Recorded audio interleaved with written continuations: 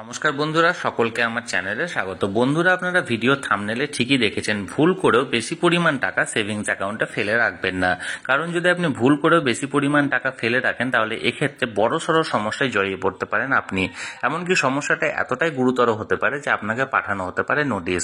Reserve bank of India অর্থাৎ RBI এর তরফ থেকে সেভিংস অ্যাকাউন্ট সম্পর্কিত একটি লেটেস্ট সার্কুলার জারি করা হয়েছে এবং এই সার্কুলারে এই সকল বিষয়গুলিকে ক্ল্যারিফাই করা হয়েছে যে আপনি সেভিংস অ্যাকাউন্টে ম্যাক্সিমাম কত টাকা পর্যন্ত রাখলে আপনি বিপদমুক্ত হিসাবে থাকবেন, বা কোন লিমিট ছাড়িয়ে গেলে আপনাকে সমস্যায় জড়িয়ে পড়তে হতে পারে, বা সমস্যাটা এতটাই গুরুতর হতে পারে যে আপনাকে পাঠানো হতে পারে নোটিশ।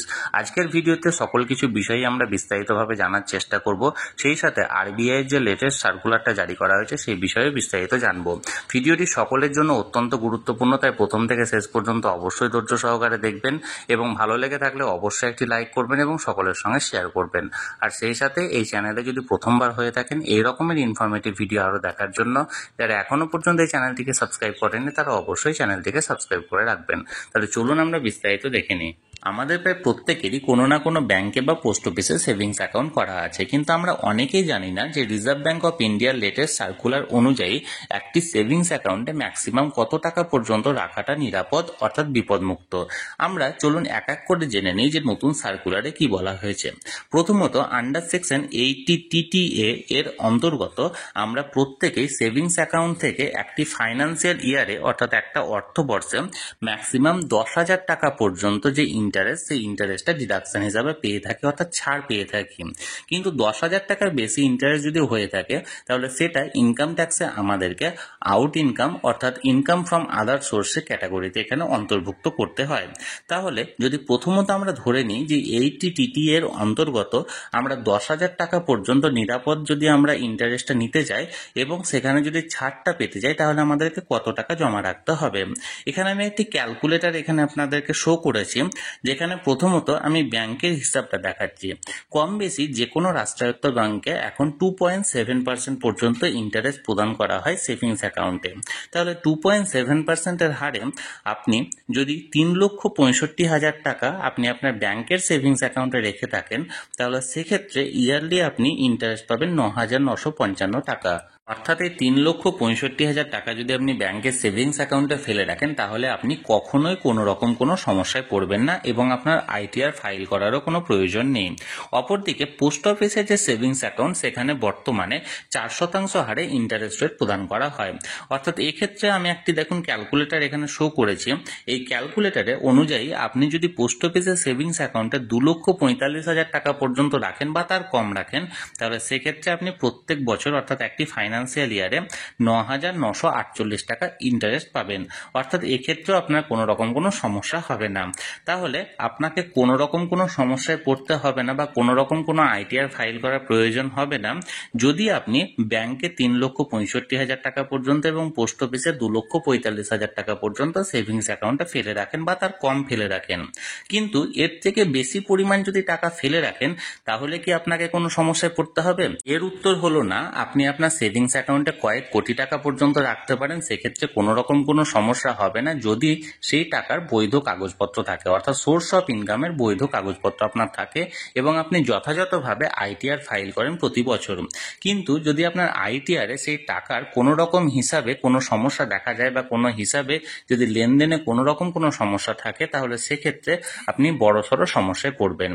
এবার অনেকেই প্রশ্ন করতে পারেন যে আমার কম বেশি কয়েকটি ব্যাংকে অ্যাকাউন্ট আছে সেভিংস অ্যাকাউন্ট এবং প্রতিটি সেভিংস অ্যাকাউন্টে যদি আলাদা আলাদা পরিমাণ আমি টাকা রাখি তাহলে সেক্ষেত্রে আমার তো সমস্যা হওয়ার কথা নয়। কিন্তু এর উত্তর হলো না। আপনি যেখানেই সেভিংস অ্যাকাউন্ট আপনার নামে খুলে রাখেন, যে ব্যাংকেই খুলে রাখুন না কেন, আপনাকে আপনার নিজের প্যান কার্ড দিয়ে বর্তমানে খুলতে হবে এবং নিজের প্যান কার্ড দিয়ে যখনই অ্যাকাউন্ট করবেন তখনই সমস্ত ট্রানজাকশন অর্থাৎ সমস্ত ব্যাংকের সমস্ত অ্যাকাউন্টের ট্রানজাকশন আপনার প্যান কার্ড থেকে ট্রানজাকশন হিসাবে গণ্য করা হবে এবং সেক্ষেত্রে একটি প্যান কার্ডে ম্যাক্সিমাম 10,000 টাকা পর্যন্ত ইন্টারেস্ট আপনাকে ট্যাক্স ফ্রি হিসাবে গণ্য করা হবে। তারপর সেক্ষেত্রে টিডিএসটা কাটা হবে। অর্থাৎ পার প্যান কার্ডে আপনি ম্যাক্সিমাম 10,000 টাকা পর্যন্ত আপনি ইন্টারেস্টটাকে ডিডাকশন হিসাবে পাবেন। এবার অনেকেই প্রশ্ন করে জানতে চেয়েছেন যে ম্যাক্সিমাম কত টাকা পর্যন্ত সেভিংস অ্যাকাউন্টে ট্রানজ্যাকশন করলে কোনো রকম কোনো সমস্যায় পড়তে হয় না। এর সহজ উত্তর হলো ম্যাক্সিমাম 10 লক্ষ টাকা পর্যন্ত আপনি আপনার সেভিংস অ্যাকাউন্টে বিপদমুক্ত অর্থাৎ সমস্যা ছাড়া আপনি ট্রানজ্যাকশন করতে পারেন। অর্থাৎ একটি ফাইন্যান্সিয়াল ইয়ারে আপনি ম্যাক্সিমাম 10 লক্ষ টাকা পর্যন্ত ডিপোজিট বা ট্রান্সফার বা উইথড্র আপনি করতে পারেন, যেখানে কোনো রকম কোনো সমস্যা হবে না বা কোনো রকম কোনো নোটিশ বা চিঠি আপনাকে পাঠানো হবে না। কিন্তু 10 লাখ টাকার বেশিও আপনি কি ট্রানজ্যাকশন করতে পারবেন না? এর উত্তর হলো হ্যাঁ পারবেন, তবে সেক্ষেত্রে আপনাকে যথাযথ বৈধ কাগজপত্র রাখতে হবে এবং যদি কোনো রকম কোনো নোটিশ বা চিঠি পাঠানো হতে পারে তাহলে সেক্ষেত্রে সন্তোষজনক অর্থাৎ স্যাটিসফ্যাক্টরি অ্যান্সার আপনাকে দিতে হবে যে এই টাকা সোর্স অফ ইনকামটা কি, কোথা থেকে পেয়েছেন, অর্থাৎ আপনি এই টাকাটি কোনো প্রপার্টি সেল করে পেয়েছেন বা কোনো জমি বিক্রি করে পেয়েছেন না কোথা থেকে আপনার টাকা এলো, সমস্ত ডকুমেন্টস আপনাকে এক্ষেত্রে রেডি রাখতে হবে।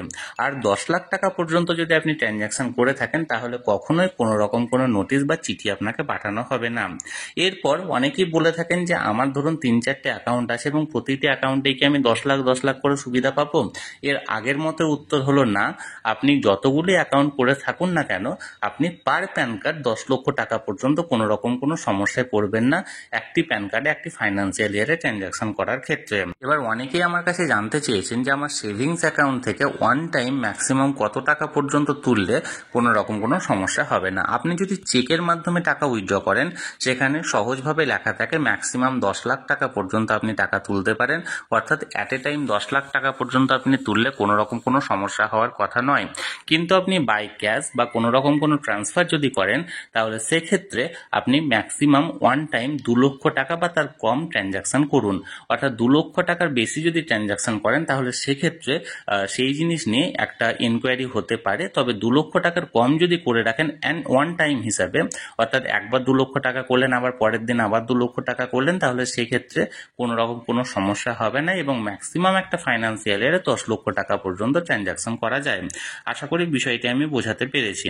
এবার আমি সেভিংস অ্যাকাউন্টে টাকা ডিপোজিটের ব্যাপারে একটি অন্য ধরনের আপনাদেরকে অ্যাডভাইস দেবো। সেটা হলো যদি আপনি কোনো এমার্জেন্সি বেসিসে যদি সেভিংস অ্যাকাউন্টে টাকা আপনাকে ফেলে রাখতে হয় তাহলে সেক্ষেত্রে কখনোই সেটা সেভিংস অ্যাকাউন্টে নর্মাল ডিপোজিট হিসাবে করবেন না।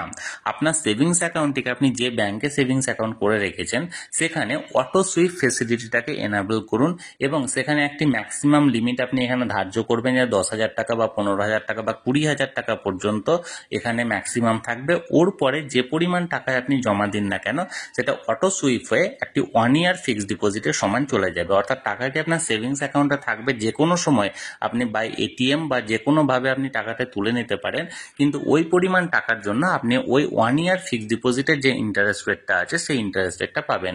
অর্থাৎ এমার্জেন্সির জন্য যদি টাকা রাখতে চান তাহলে সেটা নর্মাল সেভিংস অ্যাকাউন্টে যদি রাখেন সেখানে 2.7% হারে ইন্টারেস্ট প্রদান করা হয়, কিন্তু যখন আপনি অটো সুইপ ফেসিলিটিটাকে এনাবেল করবেন টাকা থাকবে আপনার সেভিংস অ্যাকাউন্টে, কিন্তু সেই টাকা থেকে আপনি ফিক্সড ডিপোজিটের ইন্টারেস্টটা পাবেন। আশা করি বিষয়টি বোঝাতে পেরেছি। এটি যে কোনো প্রাইভেট সেক্টর বা পাবলিক সেক্টর ব্যাংকে উপলব্ধ। আপনি যে কোনো ব্যাংকে নিজের সেভিংস অ্যাকাউন্টটিতে অটো সুইপ ফেসিলিটিটাকে এনাবেল করে রাখতে পারেন। তাহলে বন্ধুরা আজকের ভিডিওতে সেভিংস অ্যাকাউন্ট সম্পর্কিত যে সমস্ত গাইডলাইন বা যে নিয়মগুলো জারি করা হয়েছিল সেটি সরাসরি আমি আপনাদেরকে বোঝানোর চেষ্টা করলাম। এই নিয়ে যদি আপনাদের কোনো প্রশ্ন থাকে বা কোনো কিছু জানার থাকে অবশ্যই কমেন্ট করে জানান। আমি চেষ্টা করব আপনাদের সকলের প্রশ্নের যথাযথ উত্তর দিতে। আর এই ভিডিওটি ভালো লেগে থাকলে অবশ্যই একটি লাইক করুন এবং সকলের সঙ্গে শেয়ার করুন। আর সেই সাথে এই চ্যানেলে যদি প্রথমবার হয়ে থাকেন এই রকমের ইনফরমেটিভ ভিডিও আরও দেখার জন্য যারা এখনও পর্যন্ত চ্যানেলটিকে সাবস্ক্রাইব করেননি তারা অবশ্যই চ্যানেলটিকে সাবস্ক্রাইব করে রাখুন। ধন্যবাদ, দেখা হচ্ছে পরের ভিডিওতে।